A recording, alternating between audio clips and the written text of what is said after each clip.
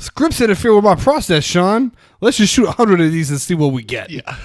I've tried to find a gif of that to send you in relationship to the podcast. That's funny.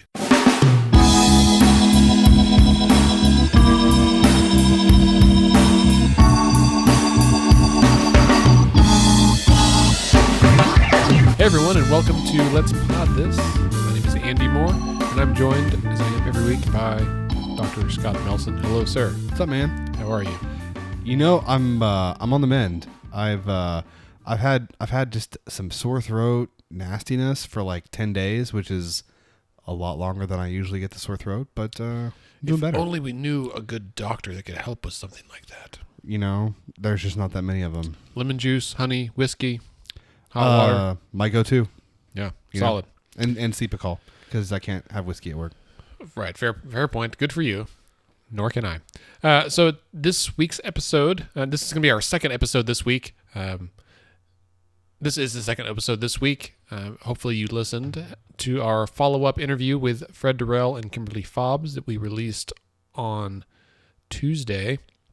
Today is going to be a really brief segment with Scott and I, and then an interview with former state representative Leslie Osborn, who is running against Fred Durrell for the position of labor commissioner. We happened to get them both on the phone this week and thought it would be helpful to listeners to hear both candidates back to back for that particular office. She's still state representative Leslie Osborn, right? She is for 2 weeks, yes. Yeah, she has not resigned. No, she's not. So she's still there for 2 weeks, but nevertheless, the real meat and potatoes here is that she's running for labor commissioner, and that's true. And I thought it'd be helpful. It was helpful to me to talk to them both and get a chance to kind of compare and contrast them.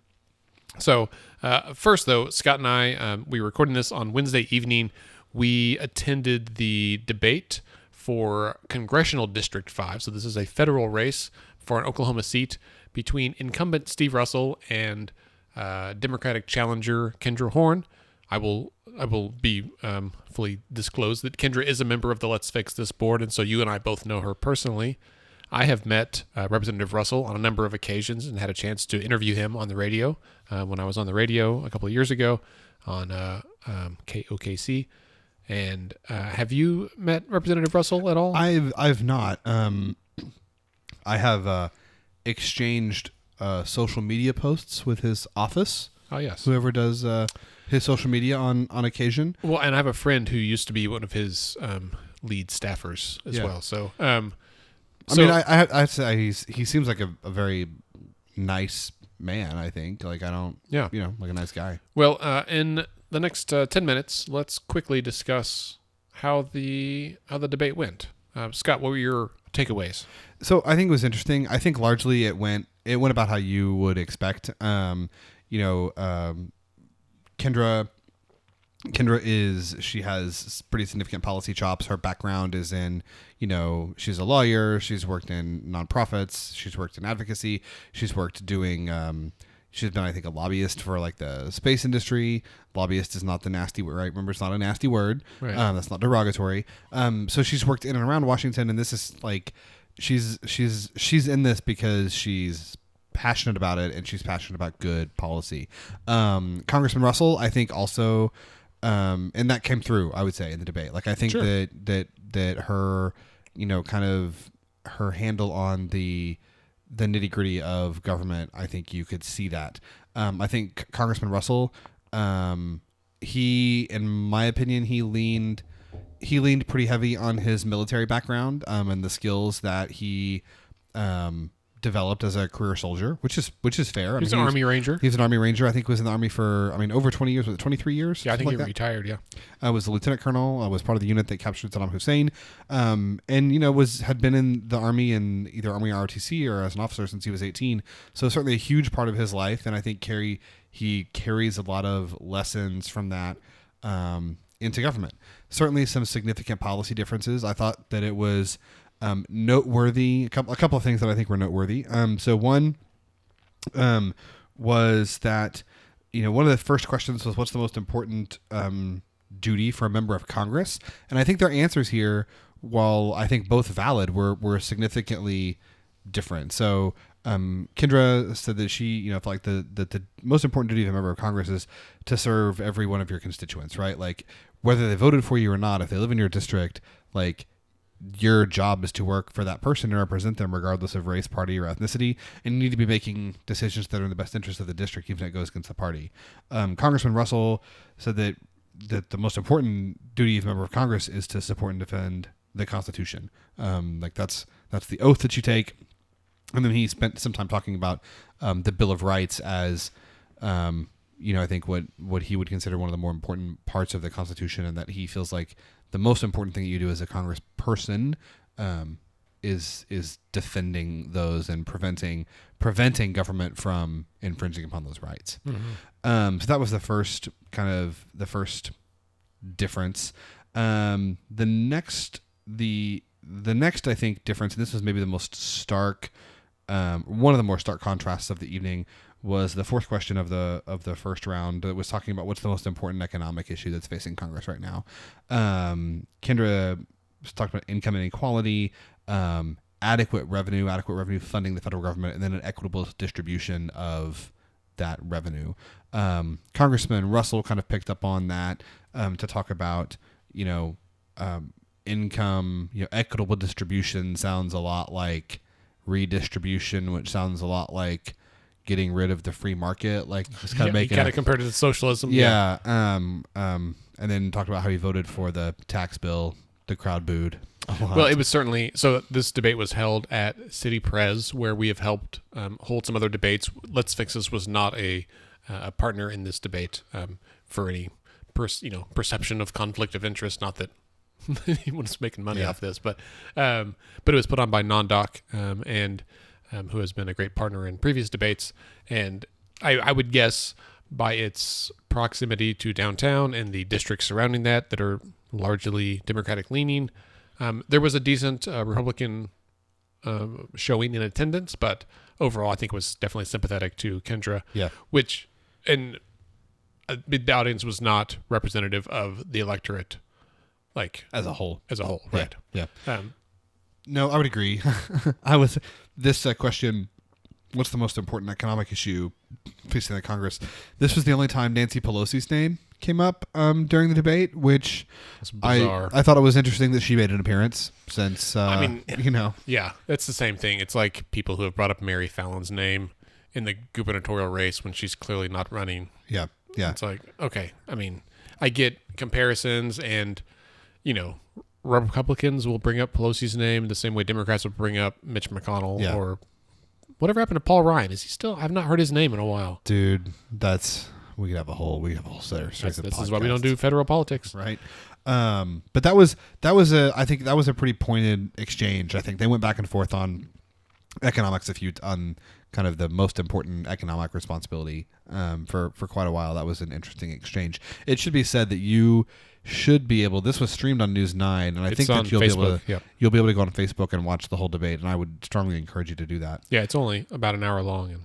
And the round two focused on some about healthcare was probably the biggest issue in round two, talking about Medicare for all or some form of kind of guaranteed healthcare versus Congressman Russell, who's not been a supporter of the ACA.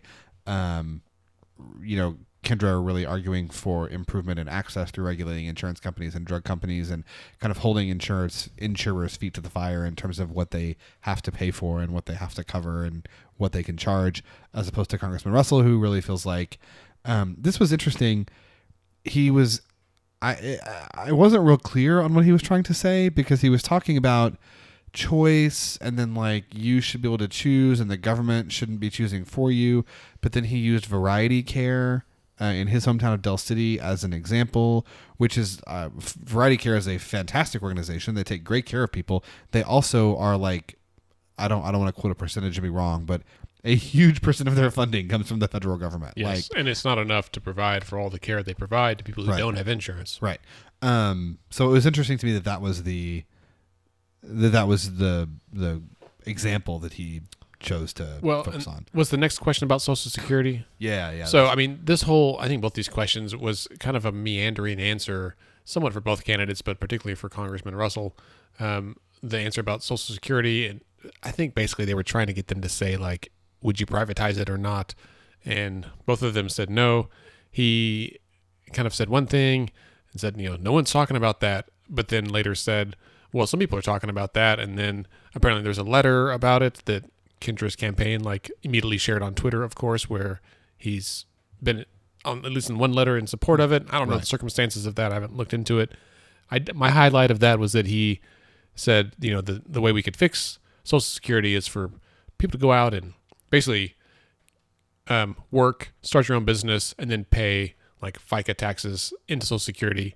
But the examples he gave was selling hot dogs, beef jerky, or create some app. And I thought, these are very different skill sets. And also, not everyone can go out and sell hot dogs, beef jerky, or create an app. Yeah, and I think one important point that Kendra made here that I feel like deserves mention is that there's a lot of talk about entitlement programs. That one, Social Security is not an entitlement program. Like people, if you have a job, you pay into Social Security. Number one, and number two, this drives me.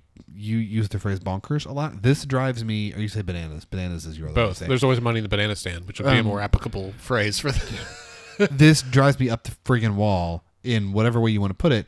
The Social Security Trust Fund is not in danger of being insolvent. The only reason that there's not enough money in it from time to time is because Congress raids it to pay for other shit that they don't want to raise taxes to pay for.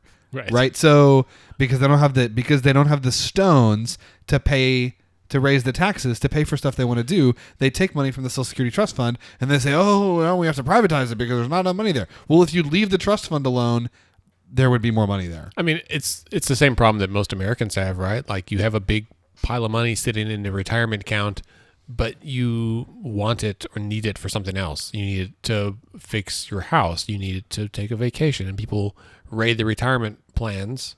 They borrow against it or whatever. And then what happens is you don't have enough money to retire, which is why people consider it insolvent sometimes, because there's not enough money because they use it for other things. I'll tell you, the only big pile of money that I have sitting around is my student loan balance, which I guess is the big pile of money that's sitting at the bank. Fair point. Yeah. All right, well, we've got about 3 minutes left in this segment, so let's talk about just style and crowd involvement. I would say I got there a little bit late, and then I was up in the sound booth for this debate, as I have been the previous ones, and so I had a bird's eye view. You were on the opposite side on the floor, and my perception was that Kendra had a bit of a slow start, but kind of found her groove about halfway through. Russell sounds like a young Gregory Peck to me. It's just his manner of speaking and his voice, and that was a little distracting to me. But he hasn't really done this probably more often. Yeah. And I'm sure he was expecting it to be a somewhat unfriendly crowd for many of his policies. And Kendra likewise was probably expecting it to be a somewhat friendly crowd. And towards the end, they got a little bit, not quite rowdy, but fiery. I think a little bit rowdy. I mean, there's some boos, Congressman Russell, there was a question, I forget which one it even was, that he was doing a fairly artful job actually of not answering the question, and there was lots of yelling and Answer the question. And just heads up, if you're one of our listeners, and if you're one of our listeners, that's you're all near and dear to my heart. Don't leave us. But if you're one of those people at the debate that's yelling, answer the question, or shouting or hollering or doing all that crap at the debate, you're not helping. Okay, well, just that's not the place. Okay, well, you're not going to get. I just think about what your end goal is. And if your end goal is to prove that he is dodging the question, sure, but we all heard that. If your end goal is to get an answer, you might get it. But if your end goal is to make the other candidate look better, that's not. Well, I don't really care what your end goal is, right? That's not like it's not. I don't care why you're doing it. I'm a therapist. I care about motivation. Well, and that's fine, but to me there's no scenario in which that's helpful. I did get several texts from family and friends who could not be there that watched it online, and they said, "You know how I feel about people that interrupt. Like that's just not for me." Yeah, and I was like, "Okay, fair enough." I mean, everyone to each their own. Right, like you can be upset with his answers, but you don't. Both the candidates spoke about tone and civility, right? And civility is like a weird dog whistle issue right now. I don't want to get into that in this episode. It speaks to the, like, I disagree with Congressman Russell on any number of things. He's not the enemy, right? Like, he's an American. I'm an American. He's in Congress. He, I think, is legitimately doing what he feels like is best, right? Like, he is trying to be the best leader and representative for us that he can. And if we don't feel like he's doing a good job, then it's our job to vote him out. It's not our job to show up at a debate or a town hall and yell and scream. Like, no, like, that's not, like, this isn't a football game, right? This isn't a, like, come on. Right. Bedlam's in 3 weeks. Right. Like, we're grown-ups, like, act like grown-ups, and screaming at your congressman from the audience to answer the question, or, like, right. If you remember watching the State of the Union in 2010, I think it was, President Obama said something, and Congressman, I think it was Joe Walsh, it's congressman from Georgia, Florida, Alabama, one of those three, screamed out, "You lie," to the president in the middle of the State of the Union address. Okay, that's ironic, right? In hindsight, right? Like that's, and everybody looked like, "What the hell just happened?" Like, that's the same. Like, it's on a different level, but, like, screaming at your congressman in the middle of a debate, like, and just because someone does it doesn't make it right for everybody else, right? Like, it doesn't help. So, if you're one of those people, if you're angry, I'm gonna quote the president: "Don't boo, vote." There you go. That was the first lady. It was Michelle Obama that said that. Yeah, but he said it first. He did. Yeah. I could. Oh, she said when they go low, we go high. Yeah, he said it at the 2012 2012 convention. My apologies to the Obamas. I misappropriated that. You think we could get him on the show? Holy Moses. If we could get any former president, I will take Nixon's ghost and we'll boost us. Do you know who? We might could get Jimmy Carter. He's too busy building houses for people who don't have them. He's like single-handedly propelling Habitat for Humanity. Yes. All right, so we need to wrap this up. Scott, final question about the debate. What is the one issue you feel like their answers were the most different? The economy. Yeah, the economy. I think the most important economic issue. I think that, Kendra is focused on economic inequality and what government can and should do to address that. I think Congressman Russell sees that as a byproduct of the free market, and if you want to address it, you should let the market address it. Yeah. I think that's probably the starkest difference between the two of them that came through in tonight anyway. I will agree. I still like the beef jerky and hot dogs. That was still just a funny takeaway for me. All right, we're going to take a quick break. When we come back, our interview with Leslie Osborn.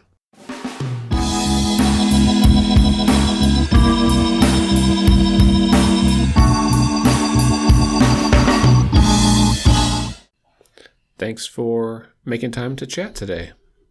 You bet. I'm happy to. I know you have a busy schedule, and today we are less than 2 weeks out from the election. How's things going? Yeah, things are going good. I'm just trying to hit every place that I can that has a candidate forum or a group meeting together and talk to them about what a labor commissioner does. Right. So the other day we spoke with your opponent, Fred Durrell, who's the Democratic candidate for labor commissioner, and I kind of asked him this question, and I wanted to hear from you. When you're running for statewide office, you don't have the option to really knock doors the same way that someone running for House did, like when you were in the state house. So how do you reach candidates? Well, it's been really interesting because you know that I've been in the House for 5 terms and elected not to run for my last 2-year term.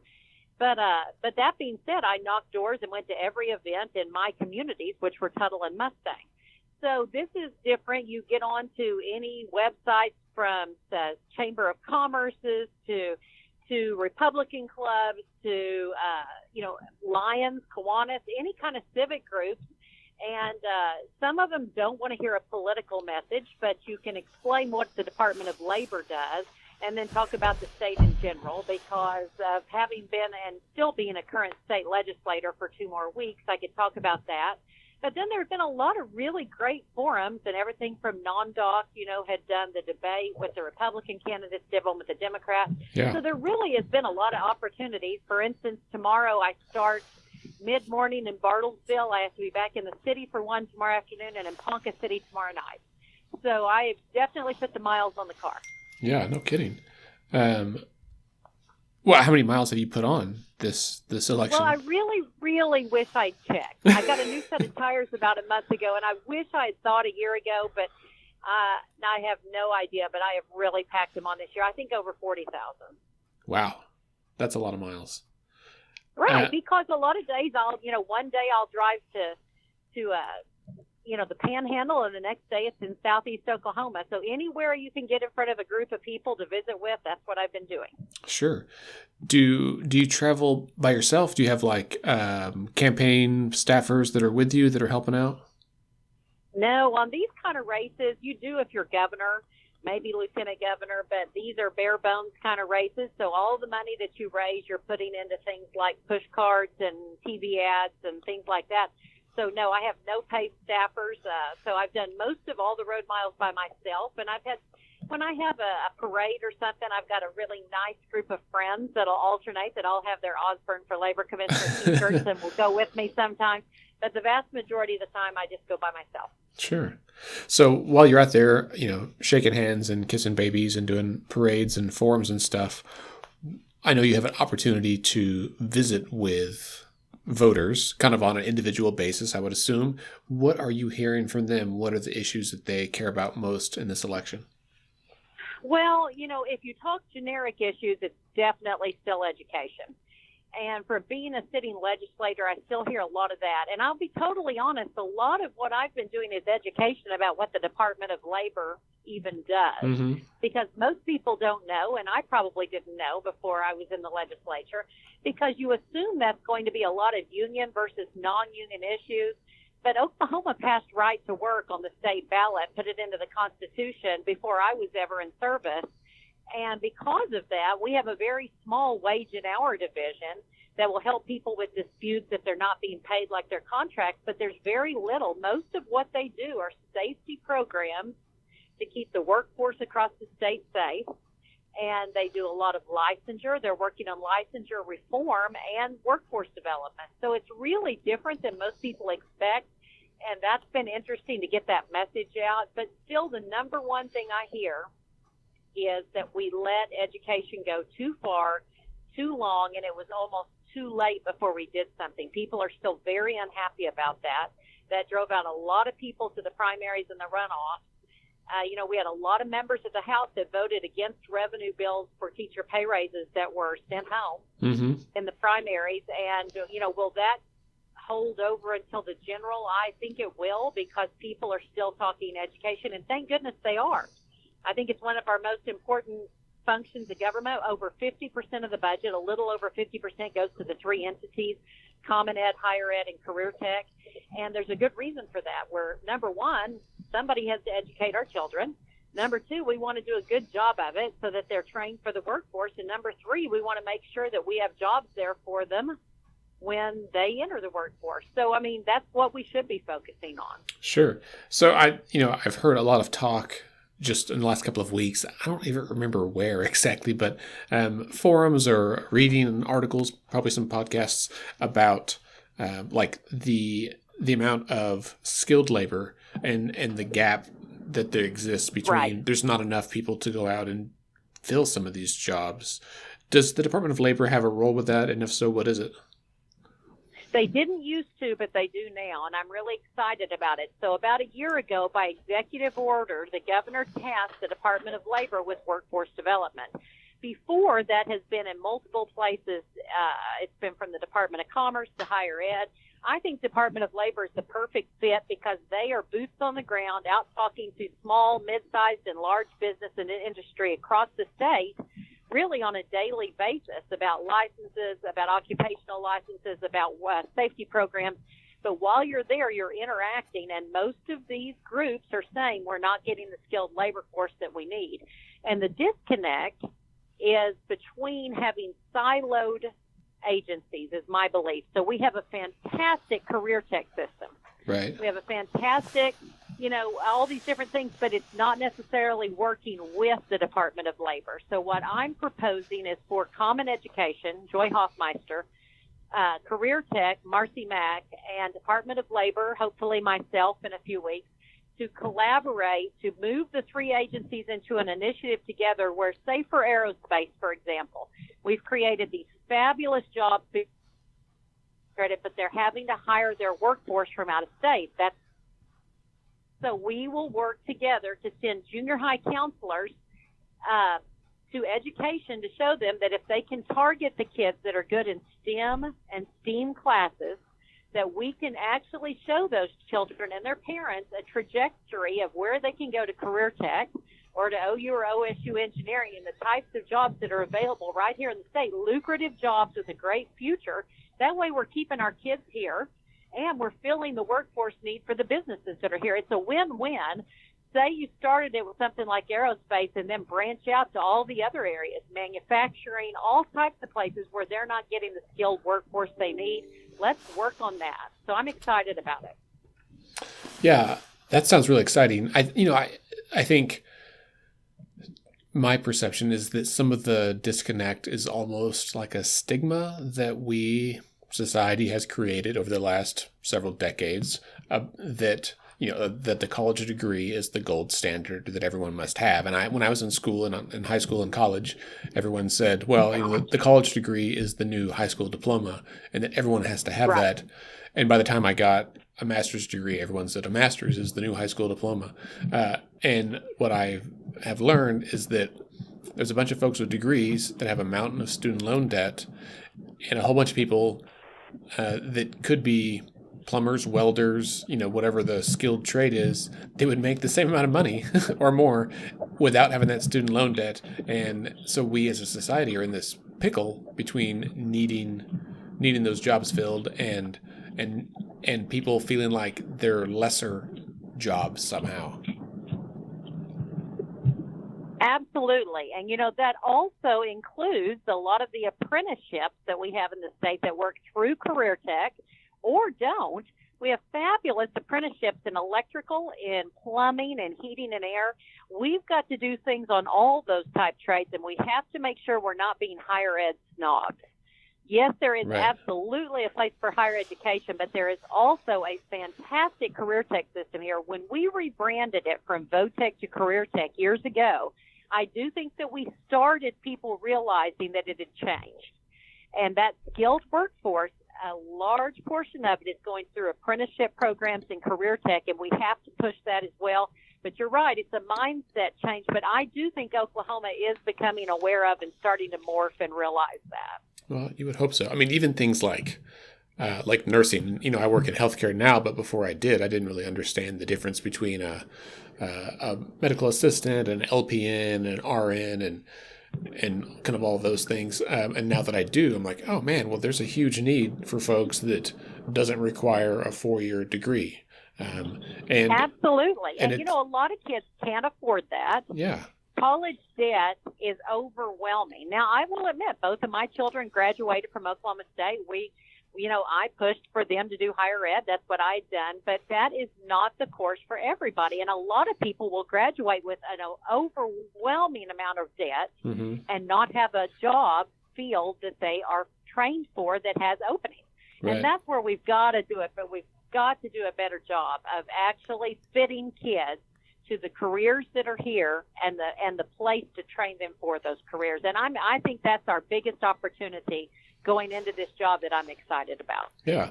I mean, the flip side of that is I know a lot of people who went to college for a year or 2 or 3, didn't graduate, and so they have all the debt and none of the degree to show for it. And so that's even worse. Yeah. And so trying to help people be like, listen, if you're in this for the long haul, that's fine. Just make sure you go until you finish and get the degree. So at least you have that. Otherwise, you're kind of up a creek.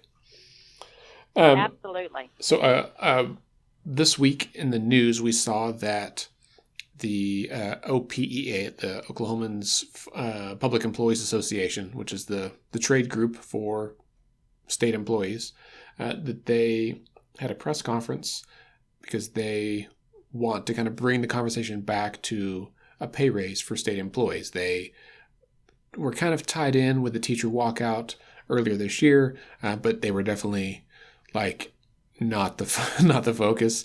And so I see them getting ahead of the conversation this year and trying to step out there and say, hey, before you're even elected, let's start talking about this. Certainly that has a connection with the Labor Department, and I'd like to get your take on that. So I'm not sure if you're aware that I think it was my 4th year in the legislature. I ran a bill that was actually a pay raise for state employees.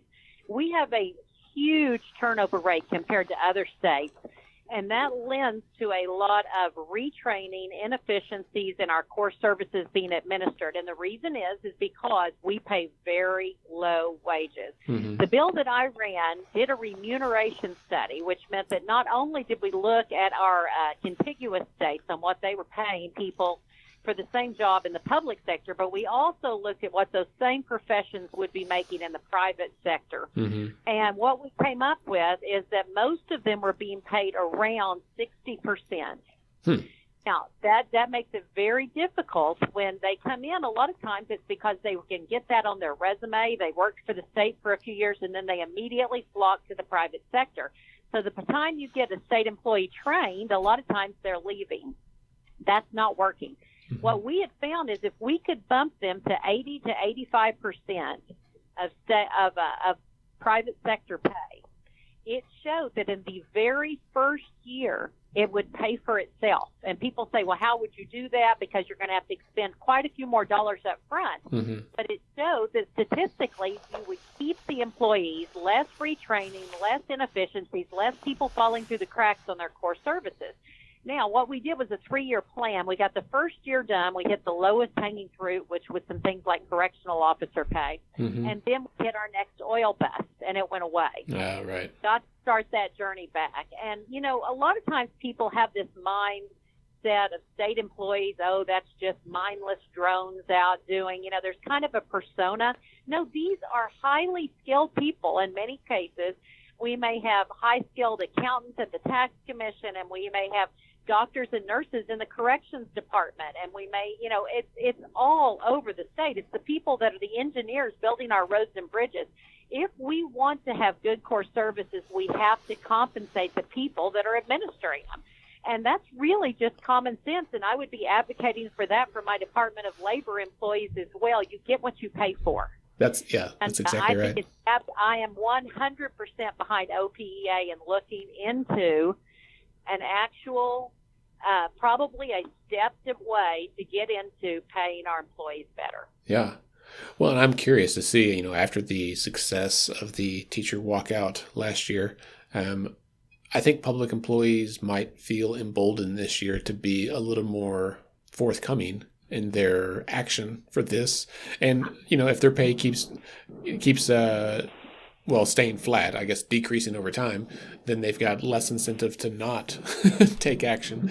Right. Because they really want to. But, you know, I think it's one of those things that if we can see discernible results, and I expect that we will see more people going into education now, where we're having so many non-certified teachers in the classroom, that's going to take several years of numbers going back up at all of our state colleges of higher education, people going into education, because for years that number had been going down dramatically because young people didn't feel like they would be valued if they were educators.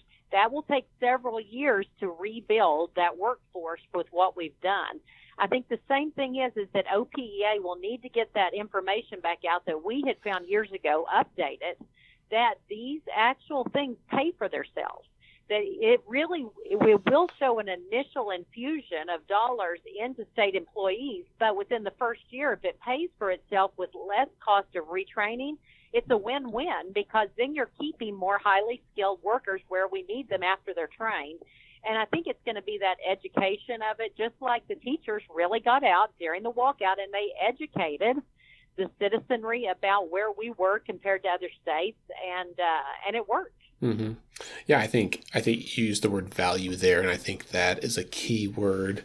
I think teachers have a kind of immediately recognizable or intrinsic value that most people understand right away because people know what teachers do, and it's probably Right. a heavier lift for state employees. For It them. is. And it's that persona of who is that public sector employee. And people don't think about it being the people I just mentioned. And a lot of these people are people that we want the best and brightest designing our roadways. We want to make sure that we have highly qualified people working at the State Department of Education and in different places. We really need good quality employees, and you get what you pay for. It strikes me that a lot of commercials you see for, energy companies or whatever, they kind of just show employees, and it's like, I am whoever the company is, and kind of doing it that way. And I think that even something simple like that would be a good way for OPEA or for the state to kind of help people remember, like, that state employees are just regular folks that do work that is really vital to the state. And everyone talks about core services, and I think we've cut about everything that's not core. And so we're down to just like, this really is the core. It's all that's left. And we need these people, and we need the very best. And if Oklahoma is going to move and not be last in all of these measures, we've got to put our money where our mouth is. Exactly. I agree completely. So as you've been driving around, a question I asked your opponent as well that has probably no bearing on the election, but you've traveled the whole state. You've driven, 40,000 miles. What's the best food that you found out there? The best food? Mm-hmm. Surely you've eaten at some... like the best restaurant that I went to, I wasn't expecting. That's exactly right. Hey, I'm going to throw one out there you're not going to see coming. Okay. Big Dan's in Woodward, Oklahoma. Big Dan's is... Big Dan's. Have you ever heard of this? Yes, because I used to go to Woodward for work for a regular basis, but my first thought is Indian tacos because I'm thinking of Dan's Indian Tacos at the state fair. What kind of food does Big Dan's have? Good old home cooking. It's everything from chicken fried steak to fried chicken, and I'm a sucker for a salad bar. It's still got a salad bar. I still miss the one at a steak and ale. Yeah. And so anyway, but it's just good. It's always packed, and it's always packed with locals. I've been out in that area several times. I usually seem to be by Woodward for lunch, and I've stopped in. And I've even gotten to know the owners, who are a great small business story, Carol Parsons and her husband Dan Parsons, just from going in there several times. But when you see a small business in a small town that always has the locals there, that's the good food. That's exactly right. I used to, in fact, my wife, whom you've met, she used to go to Woodward for work when we worked together. And so she was always trying to find like the best Mexican restaurant in Woodward, and found a couple of decent ones. I forget. It's been years, so I forget what they were, but it's a cool town. It's a place kind of all by itself out there. It's on the way. All the little all those little towns around there come there for the commerce. Mm-hmm. So they have quite a bit more than they would necessarily for their population because they service so many of the smaller communities around there. Yeah. I mean, because they're halfway. It's a great part of the state. It is. They're halfway between like Guyman and Enid and I-40, and so there's a lot of kind of a crossroads there. Yes, exactly. So now next time I talk to you, I'm going to have to be ready for the second restaurant. I'll be thinking. As I kind of said this earlier, but as someone who has run for elected office before, but in a much smaller geographic area, what has been most surprising to you running for statewide office that maybe you didn't expect based on your previous experience? Well, even though you know that it's going to be different than running for a local office, I really don't think anyone can be fully prepared until they've done it for the amount of time you have to spend on the road and the amount of time you've got to research to find places to be on the road. Mm-hmm. And it's not like somebody's just necessarily contacting you all the time. If you want to be an effective candidate, you've got to get in front of as many people as you can with your message. And that's where I said I made a decision. A lot of candidates will only go to Democrat or Republican clubs, say in all 77 counties. Right. Well, I absolutely did that, but I wanted to hit a segment that doesn't necessarily think of themselves party-wise. Mm-hmm. And that was hitting a lot of civic groups, talking to Chamber of Commerce's, Lions, Kiwanis, those kinds. Because a lot of times those are people that are politically active by voting, but they're not. There, a lot of them are more midstream. Will necessarily vote for different people on the ticket, but they're interested in what's going on in the state.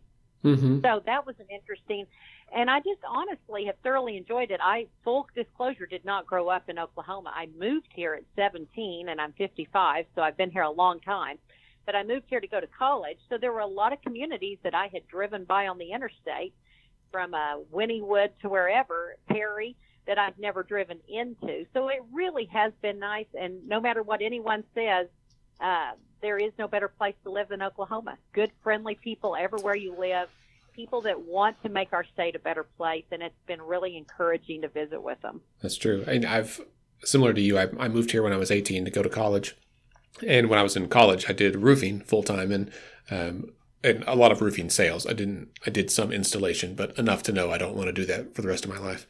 And right. And I was always the guy in the office, the kid that they made run the leads out in rural areas. And so I went to Prague and Perry and Ponca City and other cities that don't start with the letter P, but traveled around. I was going to say, was it only the P? Yeah.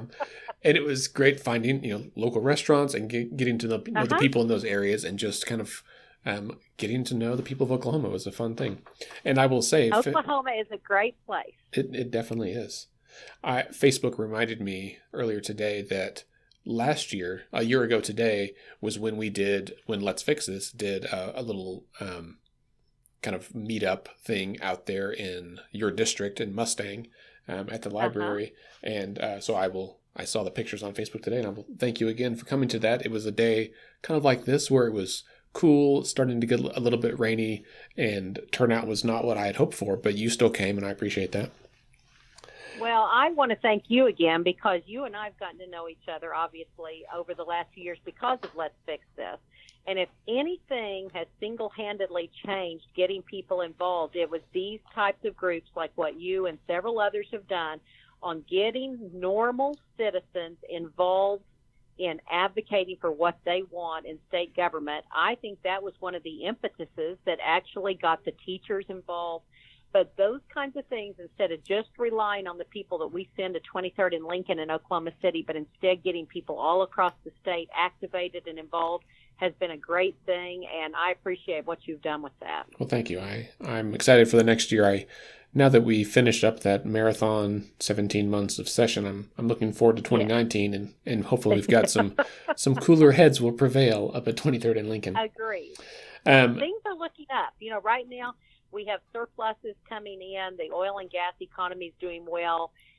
We have better compensated teachers back in the classroom this fall. I think that we are on an upswing in Oklahoma, but it's going to be important to keep going in the right direction and not take it for granted. I agree. I hope we don't have another downturn. That always seems to be just when we catch our stride, something happens. Right. Well, last question that I have written down here is, with the election coming up, certainly you're watching your race. Are there any other races that you were watching particularly closely, whether because they impact the labor commissioner's job, or it's people that you were interested in just seeing what happens? I think, well, obviously you get pretty consumed with your own, but I would be lying if I say I wasn't truly watching the governor's race, because the governor is the captain of the ship. And, we have two candidates with pretty different ideas. And obviously you never advocate for any candidates when you're on the same ballot with them, because you might offend somebody that might have been going to vote for you. But I am seeing a lot of interest out there in the Stitt-Edmondson race, and I think it's going to be closer than people think. I think that they both have a real strong following, but there's still quite a few undecideds, and I think that will have a lot to do with the direction we take our state in. So I would say my race and the governor's race are the ones I always have my ear to the ground on. Yeah. I recruited somebody to run for my House seat. He's done real well, and Brian Hill, he's a great young man. Looking forward to working with him at the Capitol. And he's got a fairly a consistent, good race going on here. So probably those other two.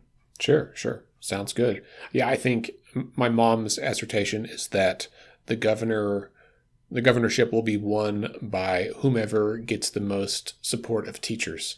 And so I've been that's, as someone who's not very political at all, I thought that was a very interesting observation. And so I've been kind of listening to voters' comments through that lens, particularly to the Ookla Ed crowd and kind of how they're perceiving both of the candidates. I think there's probably some truth to that, because people used to be elected on the backs of teachers, and then teacher turnout started to decline. And so we may see a resurgence there. I think you're right, and that's what it's going to be key. And I think you'll notice that's why both of them are really touting their education plan. So you're absolutely right. It's going to be an interesting 12 days. It is. It's funny. That's probably the piece of their platforms that differs pretty markedly. I mean, there's some other things that are certainly different, but that's one. Hearing them in debates enough times, they both have been like, well, here's my plan and here's mine, and there's not a lot of overlap there. So agreed. We'll see. All right. Well, Leslie Osborn, thank you again for your time. Good luck out there on the campaign trail, and good luck on November 6th. Well, thank you. I appreciate your time, too. Talk to you later. Okay, that wraps us up for this episode. As a reminder, coming up here on November 6th, on Election Day that evening, is the Election Night Show at the Tower Theater, 6 to 10 p.m. Great lineup of guests, free food, live music, election results. Scott and I will be there on stage, can give you results throughout the night. We have a number of other candidates there. I've heard that at least one, and maybe both, gubernatorial candidates are going to come by at some point during the evening. We may not be able to get them on stage, but they'll certainly be there, probably shaking hands and kissing babies and doing things that gubernatorial candidates do, as well as candidates for a number of other statewide offices, local races. It'll be a great event. We will stream it online as well, but don't let that dissuade you. It's all ages. Just come. We would love to see you. Tell your friends. Bring them to. This will be the election party and all election parties. So we'll also have merch for sale. I'm going to pick up one of our red Let's Texas t-shirts, some of our blue I Voted t-shirts, the I Voted sticker on there. I just ordered more today. So we'll have those, lapel pins, some stickers, koozies, all kinds of good stuff. So show your support and help actually support us doing what we do. Okay. Don't forget to rate and share the podcast. Let's Fix This is nonpartisan. We're a nonprofit organization. We're 501c3. Every dollar you give us goes directly into the program. Don't forget to vote. Don't forget to bring your friends to vote. Tell your mom, tell your brother, your cousin, Emo, everyone to vote on November 6th. We'll be back next week with an episode where we're going to talk through what races we're watching. Scott will do some data analysis on that information for you as well, and really kind of allows you to be the most informed voter when you go to the polls. Stay tuned for that, and have a great week.